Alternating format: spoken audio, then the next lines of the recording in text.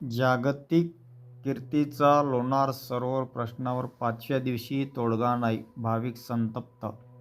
नमस्कार, आपण पाहता शेगाव लाईव्ह. लोणार येथे सुरू असलेल्या उपोषणाने आता गंभीर वळण घेतले आहे.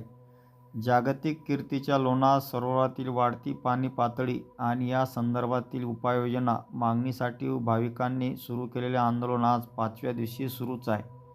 मात्र अद्याप प्रशासनाकडून ठोस निर्णय न झाल्याने आंदोलनकर्ते संतप्त झाले आहेत. लोणार सरोवरातील सातत्याने वाढत चाललेली पाणी पातळी हा स्थानिकांसाठी आणि पर्यावरण प्रेमींसाठी चिंतेचा विषय बनला आहे. या पार्श्वभूमीवर शासन आणि प्रशासनाचे लक्ष वेधण्यासाठी काही भाविकांनी लोणार तहसील कार्यालयासमोर उपोषण सुरू केले आहे. उपोषणाला आज 5वा दिवस पूर्ण झाले आहे. तरी देखील प्रशासनाकडून ठोस कारवाई न झाल्याने आंदोलनकर्त्यांमध्ये नाराजीचे वातावरण आहे. दरम्यान 5व्या दिवशी लोणार वन्यजीव वन विभागाचे वनपरिक्षेत्र अधिकारी राम टेके आणि वनपाल वाघ यांच्या पथकाने उपोषणस्थळी भेट दिली. त्यांनी आंदोलनकर्त्यांची चर्चा केली. मात्र मागण्याबाबत कोणतेही स्पष्ट आश्वासन न मिळाल्याने आंदोलनावर तोडगा निघू शकला नाही. प्रशासनाकडून तात्काळ उपोषण न झाल्यास भाविकांना सोबत घेऊन आमरण उपोषण, जलसमाधी आंदोलन आणि रास्ता रोकोसाठी तीव्र आंदोलन छेडण्याचा इशारा आंदोलनकर्त्यांनी दिला आहे. जागतिक स्तरावर ओळख असलेल्या या ऐतिहासिक आणि पर्यावरणीय वारशाच्या संरक्षणासाठी तातडीने पावले उचलली जातील का, हा प्रश्न आता उपस्थित होत आहे.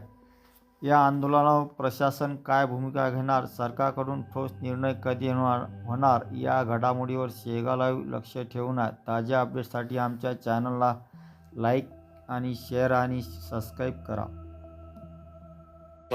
माझं म्हणणं आहे की 6 महिन्यापासून यांना जी समिती आहे, कमलजा माता मंदिरचं जे पाणी आत वाढून राहिलं त्याला वाचवण्यासाठी जी समिती 6 महिन्यापासून 2 वर्षापासून जे काही पत्रव्यवहार होत आहे त्या पत्रव्यवहारावर त्यांच्याकडून एकही पानसुद्धा या समितीला मिळालेलं नाही. आज हे अधिकारी बोलतात इथे आलेले आहे. मी नेमकाच आलेलो आहे आणि मी हे पत्र वाचल्याच्यानंतर कारवाईला सुरुवात केली. मग मागील गेलेल्या अधिकाऱ्यांनी काय कारवाई केली याचं उत्तर तुम्ही आम्हाला द्या. हे पाणी काढण्यासाठी जर 7 दिवसात परिस्थिती अजून गंभीर होईल, पाणी काढण्यासाठी 7 दिवसाचा यांना 10 दिवसाचा समितीने टाईम दिला आहे. त्याच्यानंतर ही समिती अमर उपोषणाला बसणार. ज्या काही घटना घडतील त्याला जबाबदार हे अधिकारीच राहतील असं माझं मत आहे. लोणार सरोवरची जे वाढती जलपातळी याच्याबद्दल काय कारवाई चालू तुम्हाला समजतं काही? हा, मला माहीत आहे. याच्याबद्दल 0 कारवाई सुरू आहे. आत्तापर्यंत यांनी जर पाणी थांबवण्याचा प्रयत्न केला असता तर धारेचं पाणी थांबलं असतं, सीतानावनीचं पाणी थांबलं असतं, रामगयाचं पाणी थांबलं असतं. हे पाणी वर गेलं असतं तर पाण्याची पातळी वाढली नसती. पाण्याची पातळी वाढण्याचं कारण जी जमीन ताब्यात घेतली ज्या लोकांच्याकडून, जी वैती होती जमीन, जे पाणी जिथे वापरत होते ते पाणी वापरणं बंद झालं.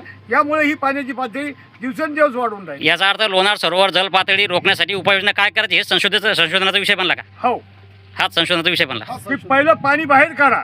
पहिले जे पाणी हात येऊन आले ते बाहेर काढा. आजूबाजूचं पाणी थांबवा, जेणेकरून ही जी राष्ट्रीय संपत्ती आहे, ही जी पूर्ण जगामध्ये एकमेव संपत्ती निर्माण झालेली आहे लोणार सरोवर, ही वाचवण्याचा जर प्रयत्न या सर्व अधिकाऱ्यांनी केला तर ही संपत्ती वाचेल. अन्यथा ही संपत्तीचा नायनाट होणार आहे आणि त्यात मा कमलजा ही पाण्याखाली परत जाणार आहे.